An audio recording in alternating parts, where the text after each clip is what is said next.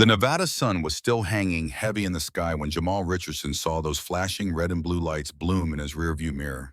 He just clocked out of a 12-hour shift at Desert Rock Air Base, still in his uniform, still carrying himself with that quiet military bearing his dad drilled into him.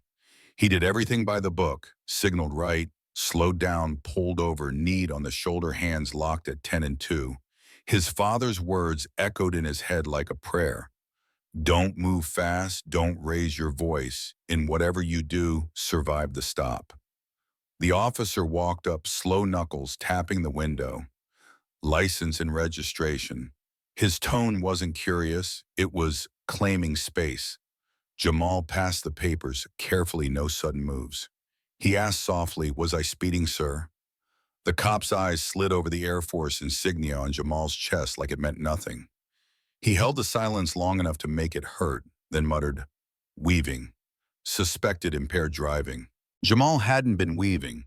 He hadn't touched a drink in weeks. But he knew the script wasn't for him. It was for whatever this officer wanted it to be.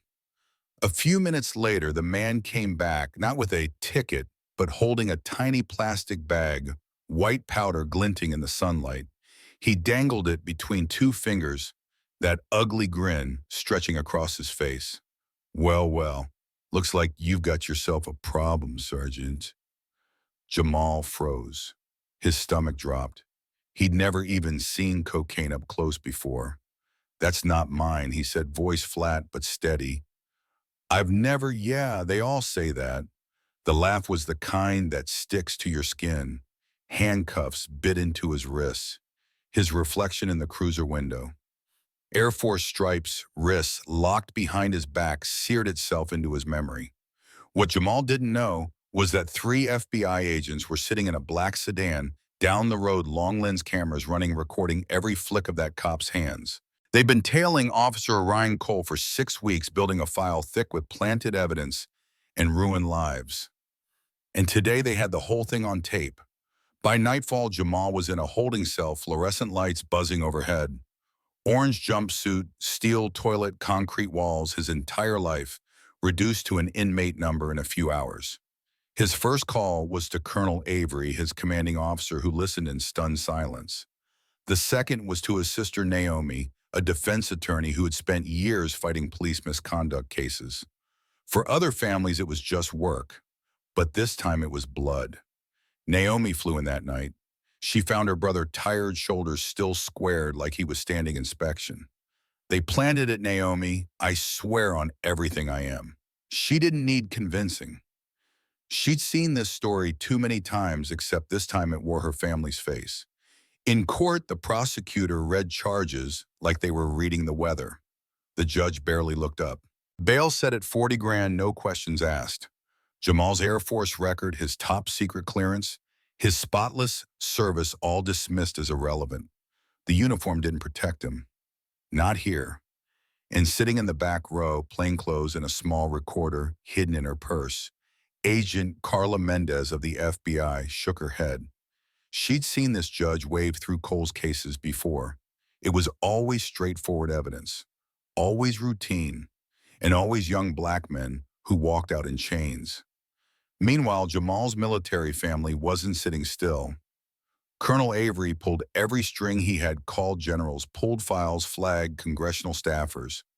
"This airman's record is spotless. Somebody's railroading him, and I won't stand for it." Lieutenant Colonel Kim from Base Legal started building a defense file, pulling in forensic experts and military advocates. The Air Force was circling the wagons. Naomi dug even harder. She hired Marcus Webb, a forensic scientist known for exposing planted evidence. He studied the bag, the packaging, the placement in Jamal's car.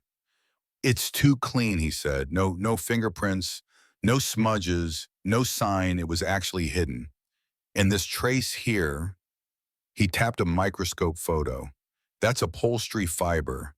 From the cop's cruiser, not Jamal's Honda. It was the first real crack in the wall." Back on the streets, Officer Cole was nervous. His partner Danny had noticed. "You're spooked." Cole brushed it off. "Just the usual heat." But Danny wasn't sleeping well. He knew too much, seen too much. And when you're dirty by association, silence feels heavier every day. One Thursday morning, Danny walked into the FBI field office with a manila folder. Hands shaking, he said, "I need to talk to Agent Mendez. It's about Cole." Inside the folder, dates, names, recordings. Cole bragging about stealing evidence from the property room, planting drugs, picking victims, college kids, soldiers. Clean records make the fall hit harder. It was everything the Bureau needed. The case was airtight now. Naomi sat across from Jamal in the detention center when her phone buzzed. She picked up, listened, and for the first time in weeks, her eyes filled with tears. She hung up and grabbed her brother's hands across the cold metal table. "They got him. They're arresting Cole today. You're coming home tonight." Jamal leaned back stunned. His first words weren't about himself.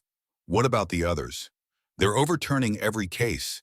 Everyone he framed is getting cleared. That afternoon, Officer Cole was writing up a routine ticket when 6 FBI vehicles boxed him in.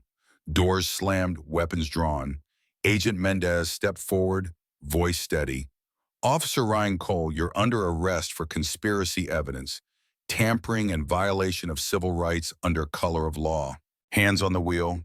Now, the look on his face, shock bleeding into dread, was the mirror image of Jamal's reflection weeks earlier. But this time the cuffs clicked on the right wrists. News spread like wildfire. Prosecutors scrambled to explain why they'd never questioned Cole's arrests. Judges who waved them through found themselves under investigation. And for the first time, a department that had turned a blind eye was forced to face the cameras and admit, "We failed."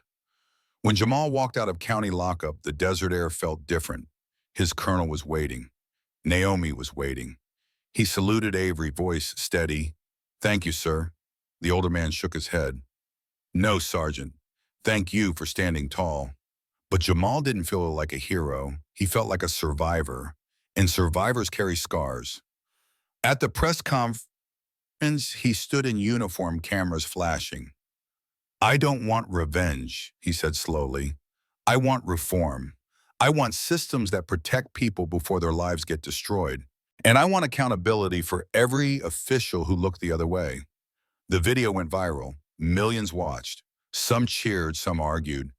Was this justice or just one good man caught in a rotten machine? The story doesn't end neatly. Cole is sitting in federal prison now, but more names keep surfacing. More victims, more lives unraveled by the same crooked system. Jamal got his freedom, but he also got a mission fighting for the ones who never had FBI cameras rolling when their moment came. And maybe that's the real hook. It wasn't just about one man framed on a hot Nevada highway.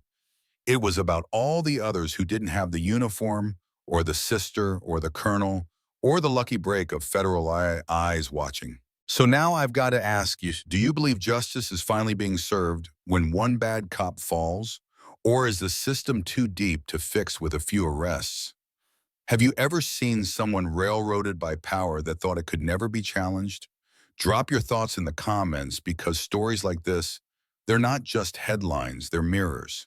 And maybe your story is the one that pushes the conversation forward.